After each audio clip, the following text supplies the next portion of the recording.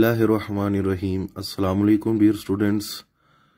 आज हम चैप्टर 27 का हमारे स्मार्ट सिलेबस से रिलेटेड जो टॉपिक्स हैं वो पढ़ने जा रहे हैं। वाटर पोल्यूशन एंड यूट्रोफिकेशन, ये लास्ट टॉपिक है इस चैप्टर के according to our smart syllabus. So let's start the lecture. First of all हम वाटर पोल्यूशन की बात करेंगे। माय डियर स्टूडेंट्स, जो वाटर पोल्यूशन है इसमें सबसे बड़ा जो रोल है उसमें ह्यूमन एक्टिविटी का है। इंसानी सरगर्मियों की वजह से वाटर पोल्यूशन हो रही है। अब ये पोल्यूशन कैनाल्स, नदियाँ, रिवर्स, दरिया, लेक्स, स्ट्रीम्स, ये जितनी भी वाटर है, जितना भी ये जो वाटर पोल्यूशन है, इन सब की पोल्यूशन हो रही है due to human activity.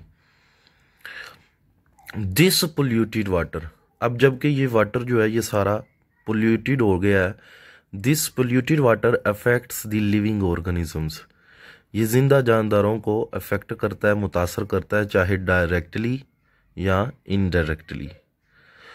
Also humans, और ये इंसानों को भी करता है। सोर्सेस क्या हैं वाटर पोल्यूशन का? मेन सोर्सेस क्या हैं? There are two sources. Number 1 sewage incomplete treatment, number 2 oil and detergent. Sewage incomplete treatment ये क्या चीज़ है? जो हमारे घरों का सीवेज होता है वो, या आप ये कह सकते हैं कि जो हमारे गंदा पानी है, जो फुजला जात हैं, जो सीवेज है, जो गटर्स हैं, ये वो वाला उस पानी की बात हो रही है। जो सीवेज वाटर है उसमें हार्मफुल बैक्टीरिया होते हैं और पॉइजनस केमिकल्स होते हैं। ये जो सीवेज ट्रीटमेंट है ये प्रॉपर ट्रीटमेंट नहीं हो रहा, मतलब ये प्रॉपर नालों के ज़रिए जाकर छोटी छोटी जो हम नहरें होती हैं उनमें नहीं गिरता जाके।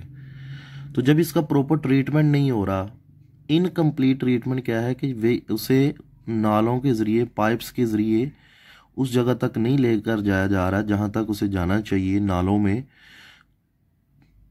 तो वो प्रॉपर चैनल्स नहीं है। इस वजह से हम इसे कहते हैं सीवेज इनकम्प्लीट ट्रीटमेंट। अब उस सीवेज के वाटर में हार्मफुल बैक्टीरिया वो डिजीज़ काज करते हैं। जब भी वो कंज्यूम करता है कोई भी ह्यूमन या एनिमल, तो टाइफाइड और कोलरा जैसी बीमारियां आती हैं। So that's all about the sewage incomplete treatment. उसमें पॉइजनस केमिकल्स होते हैं और harmful bacteria. Oil and detergent की बात करते हैं। जो ऑयल एंड डिटर्जेंट है इसकी अगर हम बात करें तो ऑयल पोल्यूशन ऑफ द सी में जो ऑयल पोल्यूशन है उसका बहुत ज़्यादा रोल है कि जो पानी में मौजूद जो लाइफ है उसको मारने में, specially aquatic producer and consumers. जाहिर बात है जो पानी है उसमें प्रोड्यूसर्स वगैरह भी होते हैं और कंज्यूमर्स भी होते हैं, तो उन दोनों की लाइफ को अफेक्ट करने में, किल करने में ऑयल पोल्यूशन का रोल है। सो आइए हम देखते हैं इसे फर्दर। जो ऑयल पोल्यूशन है अगर इसे देखा जाए, अच्छा फॉर एग्जांपल नंबर 2 पॉइंट था डिटर्जेंट। अब ये जो डिटर्जेंट है जो अक्सर हम घरों में यूज़ कर रहे हैं, हमारी लॉन्ड्रीज में, तो कपड़ा धोने वाली जो धोबी वगैरह, तो जैसे ही हम अपने डिटर्जेंट्स को इस्तेमाल करते हैं तो ये जो डिटर्जेंट है इसमें होता है बहुत ज़्यादा मिकदार में फॉस्फेट। अब ये जो फॉस्फेट है ना, ये इनकरेज करवाएगा, प्रोमोट करवाएगा ग्रोथ को, किसकी? माइक्रोस्कोपिक प्लांट्स की। और इस प्रोसेस को हम कहते हैं यूट्रोफिकेशन, जो हमारा लास्ट लेक्चर है। अब ये जो यूट्रोफिकेशन है ना, ये अफेक्ट करती है force of that aquatic reservoir. उस पानी में मौजूद जो रिजर्वायर्स हैं, जो फूड चेन है, उसको ये अफेक्ट करती है, उस फोर्स को अफेक्ट करती है। सो यूट्रोफिकेशन क्या है माय डियर स्टूडेंट्स? जो यूट्रोफिकेशन है ये है natural process of excessive enrichment of water. ये एक कुदरती अमल है जिसमें जो पानी है वो बहुत ज़्यादा न्यूट्रिएंट्स से फुल हो जाता है। Enrichment of water with nutrients. By which large amount of living organic matter grows, जिसमें फिर बहुत ज़्यादा तादाद में लिविंग ऑर्गेनिजम्स ग्रो करते हैं माइक्रोस्कोपिक। सोर्स क्या है?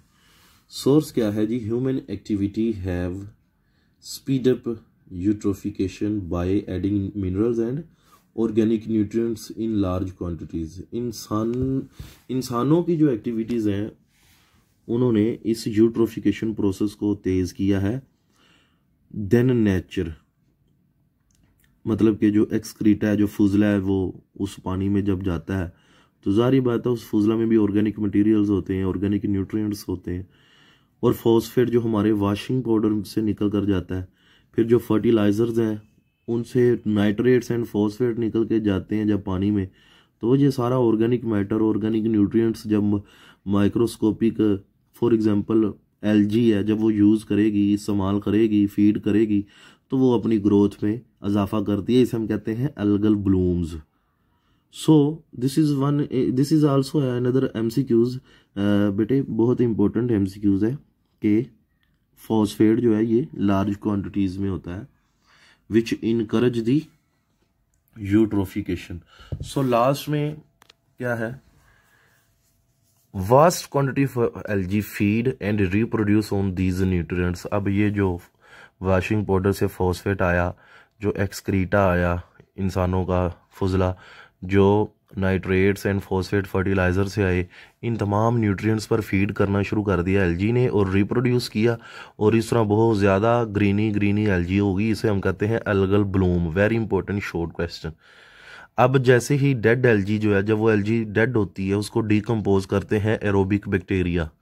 अब जब एरोबिक बैक्टीरिया उससे डिकम्पोज करते हैं तो वाटर में जो ऑक्सीजन कंटेंट है ना वो कम हो जाता है, क्योंकि जब ऑक्सीजन की कमी हो जाती है तो डेथ ऑफ एक्वेटिक एनिमल्स की डेथ हो जाती है, और इट गिव अनप्लेजेंट कलर, और नाखुशगवार रंग हो जाता है उस पानी का, और बदबूदार हो जाता है, और स्मेल भी आना शुरू हो जाती है। So that was the last lecture of this chapter. Thank you very much.